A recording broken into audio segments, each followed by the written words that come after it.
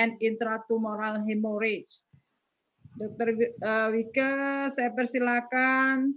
Mudah-mudahan semuanya masih bertahan dan mungkin ada yang sambil makan, sambil minum, monggo silakan. Nanti kalau ada hal yang perlu ditanyakan, ditulis ya di Q&A-nya ya. Terima kasih, monggo Dr. Wike, silakan. Baik, terima kasih atas kesempatan dan waktunya. Bisa terlihat ya, Dokter? Sudah bagus. Oke, baik. Kali ini di slide share ya, Dok. Di slide share ya. Iya, sudah ya, Dok, terlihat ya. Ya. Baik.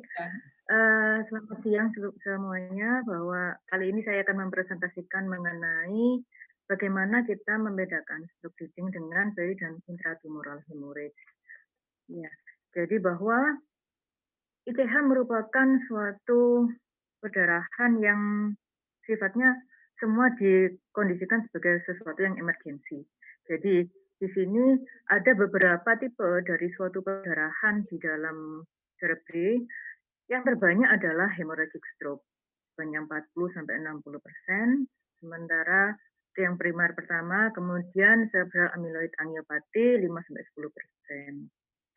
Berikutnya adalah secondary ICH, yaitu yang disebabkan oleh suatu lesi vaskuler, bisa berupa AVM, bisa berupa cavernous malformation atau aneurysm. Dan yang terakhir adalah yang bisa disebabkan oleh suatu perdarahan karena tumor, entah itu suatu neoplasma atau suatu metastase, atau penyebab lain yaitu seperti yang tadi baru dijelaskan oleh Dr. Merita mengenai stroke iskemik yang mengalami hemorrhagic transformation. Nah, lalu apa peran dari neuroimaging di sini? Pertama, kita harus bisa membantu memastikan diagnosis yang akurat. Kemudian ini adalah bagaimana dari tersebut. Terakhir adalah untuk mengetahui, bisa membantu memberikan penjelasan mengenai bagaimana prognosis ataupun risiko suatu mortalitasnya. Nah, untuk imaging yang digunakan itu bisa menggunakan non-NCCT, non-contrast-CT, kemudian bisa dilanjutkan oleh CTA, dan tergantung dari kasusnya bisa juga ditambahkan dengan CT venografi. CT perfusi juga bisa membantu menegakkan diagnosis. Untuk MRI di sini bisa menggunakan diffusion weighted dan EGC, T1, T2, flare, dan gradient echo atau SVI. Nah, untuk suatu CT scan non-kontras, apa yang kita harapkan bisa dievaluasi pertama dari yaitu pada kondisi yang akut, di mana densitas ini bisa 30 sampai 80 unit unit, dan akan dipengaruhi sangat oleh suatu protein konsentrasi dan hematokrit levelnya. Di sini pun kita bisa melihat bentukan dari clot heterogeneity atau slow sign, di mana di sini membantu untuk mengetahui ekspansi atau penambahan dari hematom, kemungkinan bertambahnya hematom.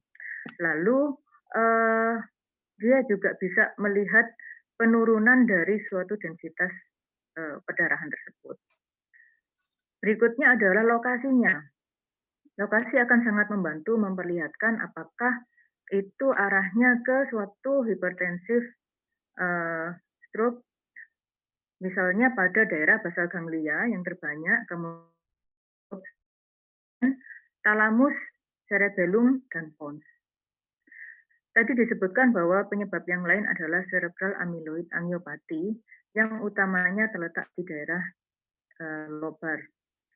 Kemudian sekunder dari ICH yaitu vascular malformation, juga hemorrhagic infarct, itu biasanya bisa di daerah lobar ataupun di daerah brainstem juga bisa. Ketiga, yang kita evaluasi adalah dari jumlahnya, volumenya. Volume ini bisa digunakan dengan manual atau dengan otomatis calculating, serta efek-efek apa yang harus dievaluasi. Misalnya komplikasi-komplikasinya, intraventricular hemorrhage atau sampai ke herniasi.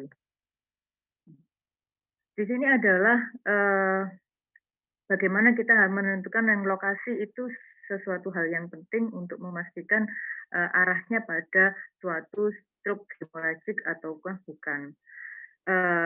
Untuk bisa mudahnya adalah bila kita bisa mengetahui area yang tersering, tadi yang dijelaskan adalah daerah basal ganglia misalkan. Sementara hal-hal yang lain misalnya di daerah lobar itu artinya adalah di daerah lebih perifer. Sementara di daerah yang untuk hipertensi stroke itu lebih ke arah sentral. Untuk yang lobar kemungkinannya adalah cerebral amyloid angiopati, venous infarct, tumor atau vascular malformasi. Ini adalah berdasarkan lokasi. Jadi pertama kali melihat memang perlu kita evaluasi sesuai dengan lokasi-lokasinya di sini. Nah, selanjutnya CT angiografi. Pada CT angiografi di sini dibutuhkan untuk penentuan etiologinya. Misal pada suatu kelainan vaskuler, kita bisa lihat dengan AVM atau apakah itu suatu AVM atau aneurisme. Juga berikutnya kepentingannya adalah untuk memprediksi ekspansi dari hematom. Contoh adalah bila kita temukan namanya suatu bintik yaitu spot sign dengan densitas lebih dari 120 Hz unit. Itu merupakan petanda adanya kemungkinan akan terjadi ekspansi hematom. Dengan hal lain apabila bila kita temukan lebih dari 3 spot sign, itu juga memprediksi. Kemungkinan adanya penambahan itu dikatakan di salah satu literatur sebanyak 8 sampai 14 cc penambahannya. Jadi ini harus kita laporkan juga. CT venografi itu digunakan bila ada kelainan yang mengarah pada suatu gangguan di daerah venus. Hal-hal yang berpengaruh pada suatu gambaran pada ICH adalah di CT scan itu kita melihat pasti ada densitas, yaitu CT atenuasi, itu linear dengan protein konten. Di mana pada awal terjadi ekstravasasi dari darah, maka ada darah merah, sel darah putih, platelet, dan lain-lain akan menyebabkan gambaran peningkatan sebesar 40-60 Hz unit. Berikutnya setelah terjadi perdarahan akan terjadi fibrin fibrils, kemudian jaringan-jaringan, kemudian menjadi serta molekul globin yang menyebabkan peningkatan lagi menjadi 60 sampai 80 Hz unit. Kelanjutannya adalah terjadi retraksi klot, hematom, sehingga densitasnya meningkat lagi menjadi 80 sampai 100 Hz unit dan vasogenik edem kemudian mulai menurun, menurun terjadi proteolisis. Proteolisis di sini menyebabkan penurunan dari densitas di mana terjadi chemical breakdown dari globin. Dan terakhir adanya makrofag yang mendigest dari produk-produk darahan tersebut sehingga akan terjadi gambaran slit-like cavity.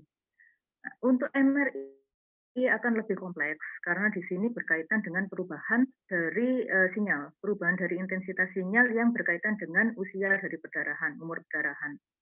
Itu bisa mulai dari adanya degradasi produk dari sel darah merah, kemudian adanya size ukuran dari lesinya itu juga berpengaruh.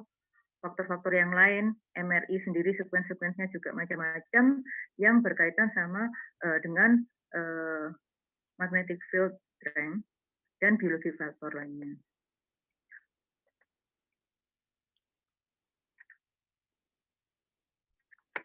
Ini yang saya ambil dari apa yang terjadi pada suatu darah. Apa yang terjadi pada suatu darah, mulai dari kondisi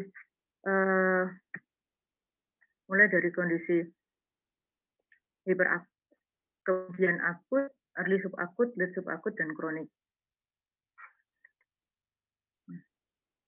Ini sebagai contoh kasus, ini pasien laki 53 tahun. Di sini yang dilakukan adalah diffusion weighted. Pada diffusion weighted kita lihat adanya area yang bright, yang hyperintens, dengan dikelilingi tepi yang hypointens dan ada sekitar udim. Nah, ini pada T1 weighted itu tampak sebagai area yang iso-intense. Iso-intense, kemudian dengan T2 weighted image kita dapat melihat areanya menjadi slight hyperintense, hematom di sini lokasinya daerah frontal kiri. Kemudian juga terdapat gambaran yang hypointense pada diffusion weighted di sini menjadi hyperintense pada daerah T2 weighted. Pada flare didapatkan gambarannya adalah hyperintense, dan pada gradient echo didapatkan areanya isointense dengan gambaran tepi ring yang hypointense. Itu yang gambaran menunjukkan hiperakut ICH. Ini juga sama. Jadi ini dengan CT scan, kalau CT scan kita lebih bisa melihat gambaran densitasnya terlihat hyperdense. Kemudian sama. Jadi setiap pada diffusion weighted gambarannya adalah hyperintense, tapi dengan tepi yang sedikit yang hypointense. Dan ini juga bisa kita lihat yang padanya. Pada ganglia ya. Kemudian di sini lagi 53 tahun juga 4 jam setelah mengalami hemiparesi sisi kanan, rupanya didapatkan area yang pada diffusion weighted kita lihat bagian yang hyperintense di sini, kemudian situnya hyperintense dan dengan gradient echo isointense. Apa yang harus kita evaluasi cermati di sini bahwa pada kondisi hiperakut itu didapatkan T2-nya adalah sentralnya selalu hyperintense yang menunjukkan intracellular oxyhemoglobin. Sementara pada tepiannya adalah hypointense rim yang menunjukkan early intracellular deoxyhemoglobin. Nah, ini akan membantu memperlihatkan area yang hypointense di daerah perifer itu dijelaskan merupakan suatu liquid dari darah, dari hematom di situ. Nah, pada kasus lain, wanita 49 tahun dengan kejadian 2 hari pasca serangan. Di sini kita lihat kalau tadi areanya hiper pada kondisi hiperakut, hyperintense, tapi sekarang kita lihat bagian ini mengalami penebalan bagian tepinya. Tapi dari diffusion weighted ini hyperintense yang cukup tebal, ini sama seperti di tepinya. Kemudian yang agak berbeda adalah di daerah T1. Pada T1-nya kita lihat gambarannya adalah iso, sementara yang lainnya adalah hypointense.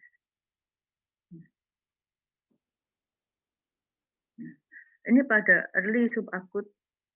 Kalau tadi pada akut, sekarang pada early subakut, bahwa gambarannya hampir sama, yaitu pada dinding tepi atau rimnya di daerah pada DWI itu adalah hyperintense, sementara pada sentralnya adalah hypointense. Ini sama seperti pada T2, hanya yang sedikit berbeda adalah pada T1 weighted-nya. Pada T1 weighted itu kita bisa mendapatkan area lesi yang campuran, ada yang hyperintense dan ada yang isointense. Nah, kenapa terjadi seperti itu? Karena ada perubahan dari degradasinya intracellular deoxy-HB pada deoxyhemoglobin pada acute stage dan intracellular MET hemoglobin pada early subacute stage. Pada kondisi yang lain ini adalah pada late subakut, jadi ini laki-laki 51 tahun, dia 14 hari kejadiannya setelah onset.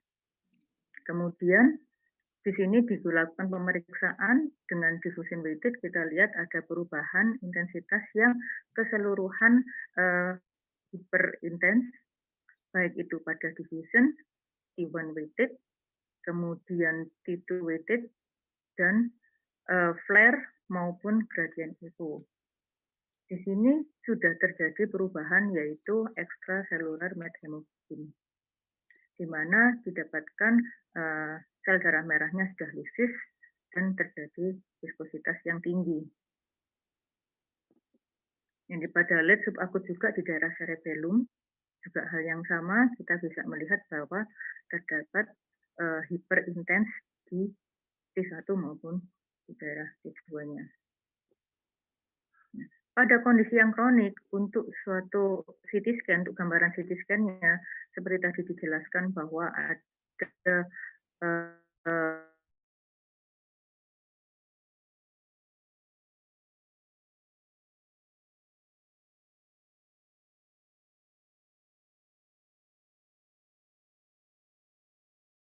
menindas blood clot dan yang dari ventricle yang ada di sekitarnya. Ini kasus untuk yang kronik, di mana lagi 62 tahun, dan ini 1 tahun setelah onset dari simptom. Jadi kita lihat dari basal ganglia, kita lihat ada gambarannya adalah hipo. Division weighted-nya adalah hipo intens dengan tepi yang slight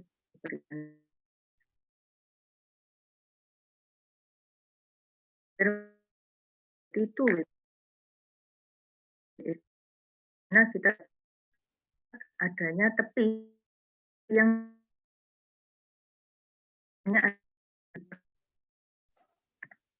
caranya ini menunjukkan dan very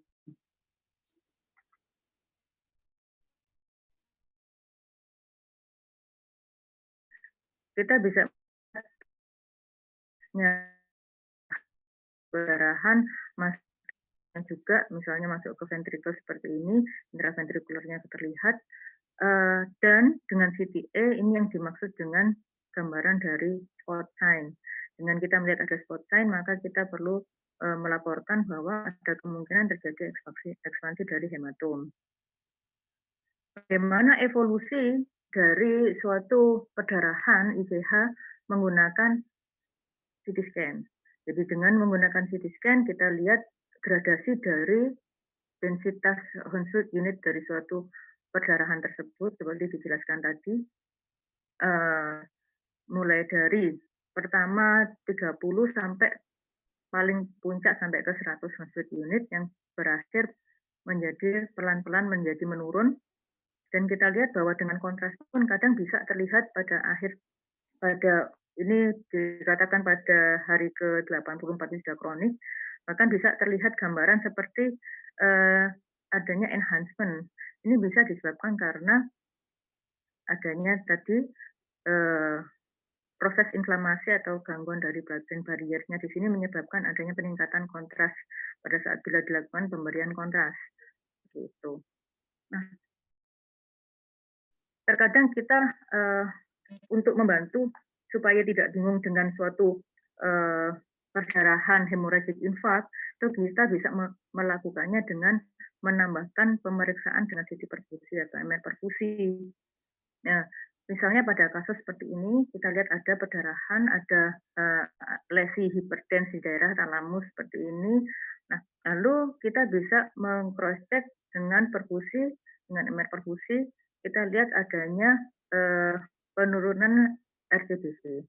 Penurunan RGBV, nah, dengan penurunan RGBV ini, yang lokasinya sama, persis seperti di daerah tempat perdarahannya pada CT scan, maka kita bisa mengarah bahwa ini suatu IGH. Juga hal yang sama, misalkan pada perdarahan daerah basal ganglia, kita bisa lihat ada lesi yang hipertens di darah seperti ini, lalu kita lakukan cross-check. Kita lakukan cross-check dengan MR perfusi pun kita bisa lihat adanya perubahan atau penurunan decrease dari cerebral blood flow. Ini akan berbeda pada kondisi di mana perdarahan yang terjadi karena hemorrhagic infarction. Jadi hal lain yang perlu kita tahu adalah hemorrhagic venous infarction dan hemorrhagic transformasi dari ischemic infarct. Nah, yang berbeda di sini adalah pada hemorrhagic venous infarction, jadi ada gangguan dengan cortical venous thrombosis. perdarahannya bisa bentukan petechiae hemorrhage dan edema.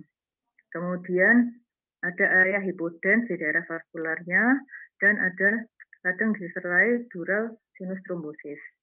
Sementara di daerah untuk hemorrhagic transformasi ischemic infarct, lokasinya biasanya terbanyak pada MCA oklusi, gambaran perdarahannya bisa petechiae atau punctat, dan ada lokasi. Yang penting di sini adalah kita bisa melihat bagaimana wet shape hipoatrofia gitu.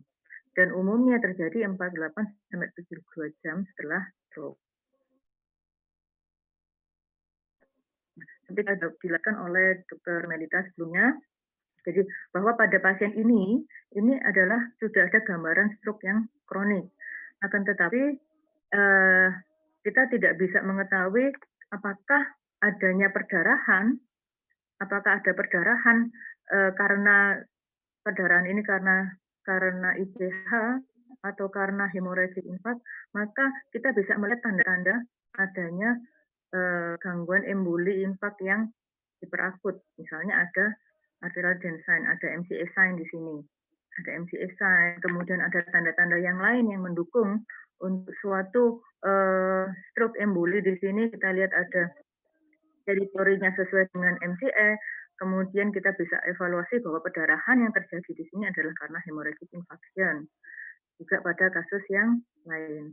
Ini pada kasus yang lain kita lihatnya sama bahwa ada gambaran perdarahan di sini. Ada perdarahan, kita tidak tahu bahwa apakah ini suatu perdarahan karena venus atau karena arteri. Nah, di sini kita perlu mengevaluasi sampai ke arah teritorinya. Apakah ini memang mengenai wet shape-nya di daerah sesuai teritori.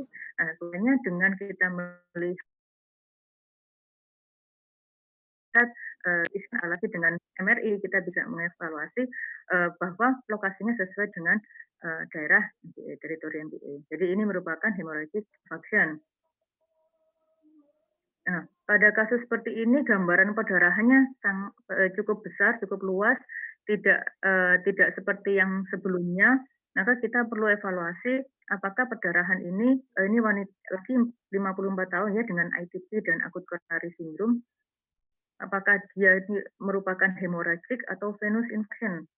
Nah, ini kita perlu melihat menggunakan pemeriksaan lainnya. Di sini menggunakan diffusion weighted, di mana dengan diffusion weighted kita bisa lihat ada gambaran hiperintens yang cukup luas di daerahnya, teritorinya sama di daerah MCA kiri. Nah, dan ini di cross check dengan EDC bahwa memang merupakan prosesnya merupakan perdarahan karena emboli, hemorrhagic infarction, dan cross check ulang dengan MRE didapatkan oklusi dari MCA sebelah kiri.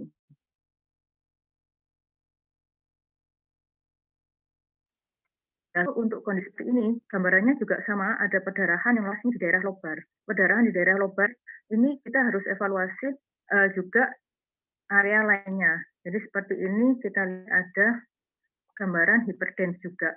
Ya, hiperdens di daerah transverse sinus sebelah kiri. Nah, ini menunjukkan adanya venous infarction. Jadi pada kondisi venous infarction biasanya juga kita lihat bagaimana apakah ada peningkatan densitas di daerah sinus-sinusnya. Bila bentukan seperti pada pasien dengan bentukan seperti arteria giriform di sini, maka kemungkinan memang lebih mengarah ke hemorrhagic infarction ditunjang dengan adanya teritori yang juga menunjukkan adanya stroke emboli. Ini bisa dievaluasi menggunakan kita cross check juga menggunakan GWI dan IC. Hal yang lain adalah subarachnoid hemorrhage. Pada subarachnoid hemorrhage perdarahannya adalah di daerah arachnoid dengan keluhan pusing yang sangat berat, dan ini merupakan morbiditas karena bisa menimbulkan vasospasm. Ya, kemudian juga kita harus lihat bagaimana apakah ada tanda-tanda yang hidrosefalus misalkan. Tidak selamanya mudah untuk mengetahui itu karena seringkali dia bisa sensitivitasnya bisa drop dengan waktu. Jadi karena dia lokasinya di daerah dekat dengan masuk dalam cairan report, jadi sehingga menyebabkan gambarnya tidak selalu bisa terlihat. Jadi 98 sampai 100% akan dilihat dari 12 jam pertama. Jadi etiologinya sendiri bisa karena ruptur aneurisme, kemudian bisa karena non-aneurisme perimesenfalik paha, dan area yang harus kita evaluasi adalah di daerah viscera sylvii dan perimesencephalic. Dengan adanya SAH ini kadang kita bisa memperkirakan lokasi dari suatu kelainan, entah itu aneurisme misalnya di daerah, kita bisa lihat di daerah frontal ini apakah areanya yang sering adalah aneurisme pada arteri communicating artery dan seperti itu, atau pada viscera sylvii itu kita bisa lihat kelainan-kelainannya, misalnya pada MCA. Kemudian ini contoh yang lain dengan MRI kita bisa lihat gangguan kelainannya adalah di daerah arteri anterior communicating artery. Nah, untuk perdarahan jenis lainnya adalah intratumoral hemorrhage. Intratumoral hemorrhage ini bisa metastase ataupun high grade glioma. Untuk yang metastase, jenis-jenisnya seperti kita lihat di sini bisa karena melanoma, bisa karena choriocea, atau dari metastase tempat lain paru, tiroid, breast itu juga sering. Nah, seringkali enhance dan seringnya di rim, di daerah rimnya. Kemudian yang untuk primary biasanya adalah high grade glioma. Biasanya adalah high grade glioma atau yang agak lebih jarang oligodendroglioma bisa. Nah, gambarannya adalah seperti ini. Biasanya pada non kontras CT scan kita bisa lihat ada gambaran perdarahan. Lokasinya tidak spesifik untuk suatu hipertensi. Ya, lokasinya berbeda. Kemudian kita lihat gambarannya hiperdense dan kita lihat pada daerah pada T2 weighted dan pada gradient echo kita bisa lihat gambarannya menjadi hipo. Jadi di sini hipo intens, gambaran hipo intens di sini untuk membantu memperlihatkan suatu masa memang kita butuh ditambahkan kontras. Dengan kontras kita tahu mana-mana area yang mengalami nekrotik atau area-area yang solid gitu bisa evaluasi, plus ditambahkan MR perfusi. Dengan MR perfusi kita lihat adanya peningkatan cerebral blood flow di sini yang menunjukkan adanya suatu mass di sini, solid mass-nya akan bisa lebih kelihatan. Nah, lalu yang lain sama, yaitu dengan ini pasien dengan klinis juga sama, dengan grade 4 astrocytoma, kita bisa evaluasi bahwa dengan T1 kontras kita bisa tahu bahwa ada adanya heterogen kontras enhance di sini pada CT scan-nya hiperdense perdarahannya.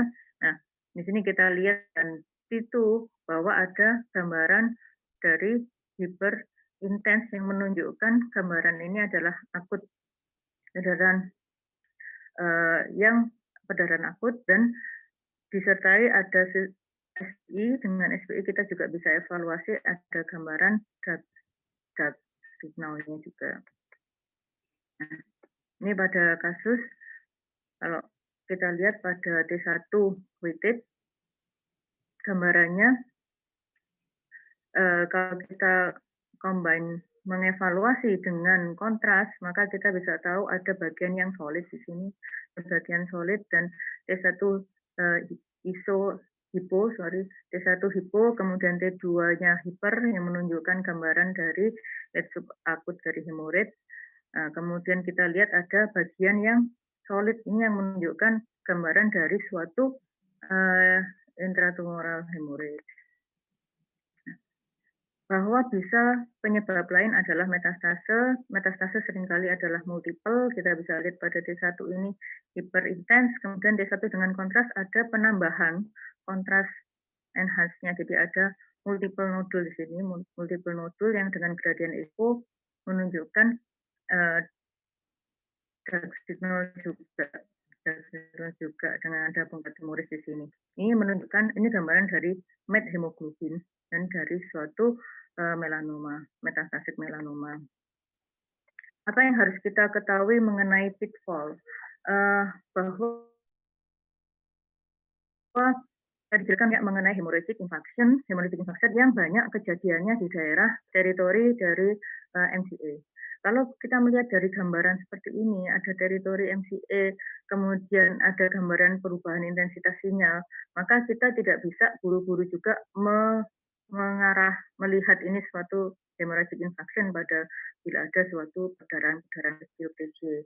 Karena apa? Karena di sini kita bisa evaluasi bahwa ternyata di sisi kontralateralnya juga ada edema, bahwa ini gambaran dari herpes encephalitis, di mana bisa menyerang bilateral edema pada daerah temporal lobe dan biasanya asimetris bilateral. Nah, untuk yang lain adalah gambaran lesi yang menyerupai edema vasogenik, di mana ini rupanya adalah adanya infiltrating glioma dengan gambaran slide ini yang iso intens dengan gray matter. Jadi ini adalah gambaran dari infiltrating glioma. Untuk CAA atau cerebral amyloid angiopathy biasanya pada kondisi degeneratif karena ini adalah proses dari deposisi dari beta amyloid. Kondisinya gambarannya bisa lobar hemorrhage atau small cortical hemorrhage. Pada kondisi pasien-pasien yang demensia dengan lobar hemorrhage, kemudian biasanya juga disertai dengan progressive cognitive decline, dan lokasi-lokasinya tersering di daerah parietal dan occipital lobe. Sebagai contoh, pasien ini adalah pada potongan sagittal T1 sudah didapatkan bentukan yang hyperintens, dan coronal flatnya hyperintens. Gambarannya lokasinya di daerah lobar, temporal, kemudian juga ada dengan gradient itu kita bisa mengevaluasi adanya dark signal yang kecil-kecil. Jadi ini adalah gambaran dari microhemorrhage. Jadi ada perdarahan kecil-kecil juga disertai lobar hemorrhage. Ini adalah pada kasus cerebral amyloid angiopathy. Jadi ada beberapa yang harus kita evaluasi di sini untuk mengetahui.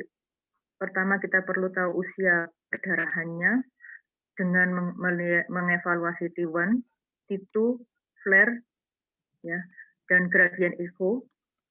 Lalu lokasi itu juga perlu kita pertimbangkan apakah dia di lokasi-lokasi yang untuk hipertensif atau di daerah lobar. Nah, jadi dengan begitu untuk take home message-nya di sini adalah non-contrastivity itu adalah tetap yang paling utama untuk mengetahui akut ICH. CTA akan dibutuhkan untuk mengetahui spot sign. Dalam hal ini untuk tahu prognosenya juga. Perfusi akan membantu lebih mendiagnose apakah itu arahnya pada ICH, apakah itu arahnya pada hemorrhagic infarct atau pada neoplasma. Untuk MR perfusi kita lihat bila perfusinya itu luasnya itu lebih kecil dari hematom areanya, maka dia masuk ke ICH. Tapi bila area perfusinya itu lebih besar dari hematom area, maka itu masuk pada hemorrhagic infarction, lebih ke arah hemorrhagic infarction. Jadi dengan DWI pun akan membantu. DWU juga bisa membantu atau berperan dalam mengetahui apakah ini arahnya pada hemorrhagic infarct atau ke arah bleeding. Kemudian MRI dan DSA sebagai kelanjutan untuk membantu mengetahui bagaimana etiologi dari ICH tersebut. Demikian yang bisa saya sampaikan. Saya kembalikan ke Dr. Anggrek. Terima kasih Dr. Wike untuk presentasinya yang lengkap. Untuk Dr. Wika memang tidak ada pertanyaan. Kalau boleh saya tanya, Dok, kalau misalnya kita dapatkan CT scan dengan ICH, apakah kita ini meneruskan dengan angiografinya, CTA, atau bagaimana, Dok? Atau CT scan memperhatikan yang lainnya? Kalau CT scan dengan ICH kita sebelum ke angio kita coba perhatikan sama yang lain dulu, dokter. Mungkin kita perlu pastikan dulu seperti tadi misalnya dari sisi mungkin perlu tambahannya awalnya mungkin dengan perfusi mungkin untuk mengetahui arahnya kemana. Apakah dia itu memang betul-betul memang dikarenakan kelainan vaskulerkah atau bukan. Jadi advance-nya dulu dikerjakan dulu, dokter. Kalau saya. Maksudnya CT scan